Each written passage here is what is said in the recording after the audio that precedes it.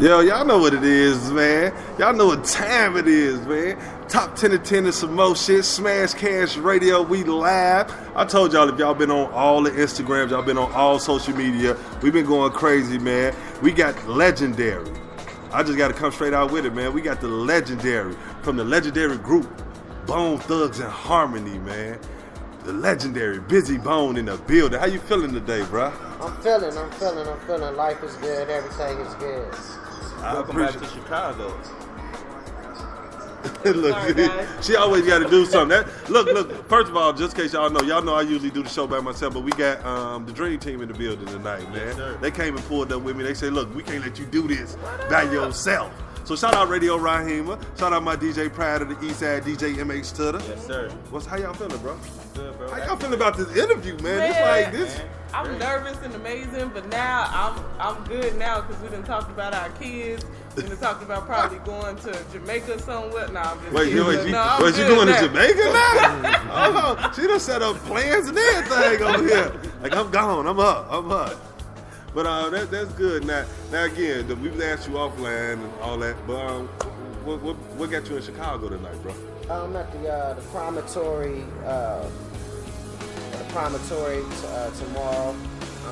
Tomorrow evening doing a show. I got Ed Lover in the morning. Okay. And just all around doing a press run for the new project. And always got to hit up Chicago. It's like one of the first cities I got to hit up just because it's so close to home, and Chicago real close to my heart. Yeah. And Bone Thug heart as well. They love Bone out here. They love everything we do. Yeah, we did, man. I grew up listening to Bone, man. Made me grow my hair back in the day. Then I cut it, then I grew it again. But but it was like, we was always rocking with y'all style, y'all flow. And to us, it's because at that time, I don't think we really had nobody we had some people coming up, but y'all really represent the Midwest to us. And it was like just showing that love to everybody and stuff like that. Yes, now, you said you got a new project coming out. Yeah, definitely. Carbon monoxide. It's like a whole record. I got a song called it, but it's gonna be the whole project. Just basically giving them that smoke. Okay. I want all the smoke kind of vibe, and that's really just kind of encapsulates the whole project and what the whole project is about. The whole project is straight smoke. Okay. Addressing all issues and different things of that nature, and it's one of many that I plan on doing just as sort of a rebirth per se of just my music and my studio music. Okay. And kind of stepping off the stage for a few and recording new music and putting out a new body of material is probably the best way I can explain it. Okay. With music being different this time around, though, from with it being all digital and everything, what can we expect differently from you? I mean, I'm always a scholar of hip hop. I've always dipped and dabbed in different harmonies and chimes and vocal capacities, etc. I never really got into the Autotune too much because I had a signature voice. True that, yeah, I agree with that and a lot. When you have a signature voice, that's kind of like what an Autotune is. Like, Autotune is basically a signature voice. So I'm just bringing my signature voice with just brand new relevant words, relevant cadences, and taking things to the next level. Hip hop is sports, so anything I hear out there, I'm always gonna be 10 times better. If I'm on track with Pac, if I'm on track with Big, I don't care who I'm on track with. I'm gonna go crazy. I hear that. Now that always been a thing about it too, cause like you just throwing them names out there, those legendary rappers, and to hear like y'all history, that like just alone your history, you guys been on records with some of the top artists from Easy, the legendary Easy. Shout out Easy. Yes, sir. May he rest up. Yes. And then you got, like you say, Pac. You got Biggie, and I mean, like the list could go on. Like, what keeps you motivated after all these years, though? Like being on that level, and then like, all right, I still want to rap. Like you touched a lot of accolades, Grammy Award winning, and am I correct? Right? We got a say it again. Grammy Award winning. Of course, we got the Grammy. We definitely got awards. I mean, I think it's not going in with expectations, so you never meet your quota. Okay. You know, so everything just becomes a part of what you're doing. And I think we all started out as MCs and musicians, bonethugsnharmony. Okay. So that's just basically what we're doing. It wasn't really so much about the grind. Yeah, we want to get paid. Right. But it was more about the music and more about togetherness more than anything else. And then when the money came in, we wanted to make sure wasn't nobody taking what was ours. And that's when that part came in. We didn't come in the game like, let's get this money. You know, we came in the game like it's the Thuggish Ruggish Bone. Right. You know what I mean? And we had For the Love of Money. Easy brought that for us. Yeah. He brought this, you can get money in this game. Right. So he the one brought the chorus line to us, and he started training our minds into thinking about getting money. We just wanted to take care of our families, and I had kids at the time. Still got baby. Right. But, yeah, that was our main goal, take care of our responsibilities, feed our stomachs, make sure we're getting fucked up. You know what I'm saying? Right. We gotta have plenty of beer money, plenty of weed money. I feel that. New shoes. Right. Now, from the story that we all got, are they gonna come out with a biopic like everybody else got a biopic? Which one? Bone Thug. Yeah. I don't think so, because, you know, like all my boys have different ideas about how they want it to go. Oh, okay. Everybody's looking at it. You know, Lay want to go over here, Cray want to go this route, Right. Stack Flesh want to go this route, Wish want to go that route. You know, myself, I got ideas on it as well. I try to listen to my boys, though, you know, and try to put everything together. But I definitely got mine written out, my biopic, and you know, I want to make sure I strike while the iron is hot, get it while the getting is good. Word, yeah. So I'm looking into working with Heartbeat Productions, Master P, Dave Dash. Oh yeah, them. Like, Yeah. I'm serious. Yeah. Like, you know what I'm saying? And I own all my music, like my solo stuff. So that's another dope. thing. That's dope. And yeah. then the fellas, they don't really, why they up in arms about it, because they don't own like 100% of the Ruthless Records stuff, so they kind of trying to wait that out. Okay. Just some other stuff that's going on, you know, little inside stuff. Right. I say we just work with Tamika and get it popping personally, but fellas want to go another route. Another route. Yeah, because I keep hearing that. I've watched the interview with BG Knockout. Her name keep popping up about a lot of stuff. So now, the reason I asked about that story is because coming from the Midwest, you guys all got on the bus and made that trip to Cali. Yeah. Right? How was that? Because, like, have you all ever been to California before?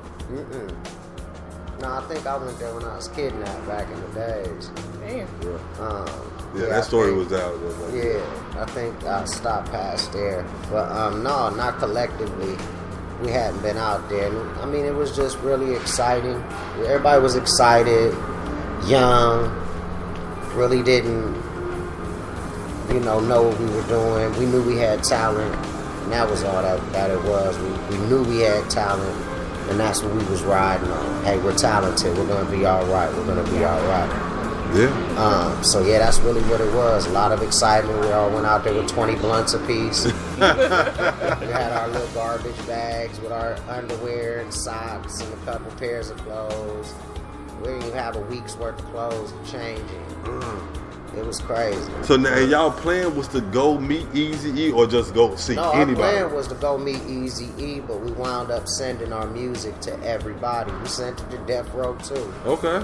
We walked to Tone Loke's house, let him hear Art of War music. Whoa. But he wasn't in a position to help us. Okay. He was in the soundtracks and movies, and was nothing he could do to help us. Right. We knocked on his door. We found out where he lived. We knocked on his door. We was like, "You ain't know nothing about the gang culture out there." Right. You know, he was like, "We heard you lived here." We already knew what he looked like. He was like, "We want you to hear us." So he was like, "I'll listen to y'all." And then he heard us. He was like, "Man, I ain't never heard nothing like that before. Unfortunately, there's nothing I can do." Dang. So we walked back.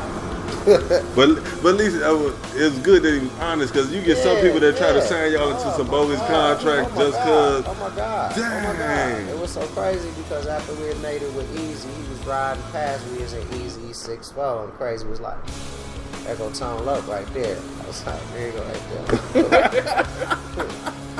How you doing, brother? Oh my God. Go ahead. Let's go back a little bit on the Douglas Rugged phone time. Like when that took off, I was a shorty. But I remember how it went fast throughout the Midwest. Like I remember watching a video on a jukebox back then and all that. $1.99. How did when that took off the way it did? Like how explain that feeling?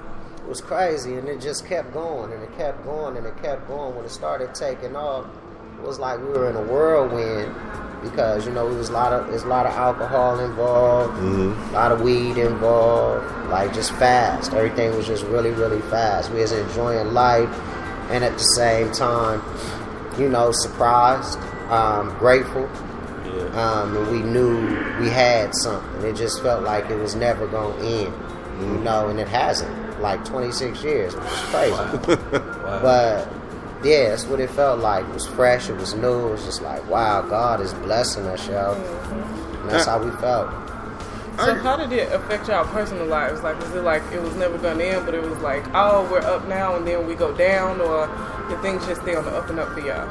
Well, everything has ups and downs, I think, but I mean, it just like, it's like seasons. As the seasons pass, we change with the seasons, so we all adapted in our own way according to what we were, according to the environments of our temples. You know what I mean? If we're susceptible to stress, if we're susceptible to pressure, then too much rain, too much fame could, mess up our mind or whatnot. You know what I mean? But we balanced each other out because we're all different personalities, so we were able to, feed off of each other's victories and losses. And where lazy might lose, I might win. Where I might lose, crazy might win. So we give that to each other, and like the true meaning of a supergroup, like superheroes. We're like superheroes, the 5 extraordinary gentlemen. Yeah, we felt that in the music, though. Oh yeah, definitely. Yeah, definitely. no, you guys. Yeah, no, that now. Okay, first album. It was an EP, pretty much, right? The first one with Douglas Rugged Bone. Yeah, they called it EP. It was like 7 songs or something, 6 or 7 songs. Yeah, it was like half of a record. So you guys come back and hit us with First of the Month. I'm talking about it's a classic that like. You're going to hit it to time in because it's always the first of the month. It's always going to be the first of the month. That's a neighborhood holiday right there. Right, and that's how you guys made it. I felt y'all. I remember going to get the blunts. I remember riding on the bus with my cousin like, look, man, we finna go split this dub. We finna go get bent, fucked up, man. I remember going to South Goody to get the CD. Yes. For us, we had some fat kid write down the lyrics. We had this one kid, he sat next to the radio for hours, listened to y'all lyrics, and he wrote it down, and that's how we all learned it. Indeed. It was just a celebration in the whole neighborhood. I mean, it was bad because we was really celebrating drugs. Right. Yeah. Because our neighborhood was drug riddled. And the first of the month, man, people were gonna spend their checks on drugs. Yeah, exactly. And so you was gonna get paid. You didn't have to try to hustle too hard in order to get the sale because money just kept going and kept running and kept running.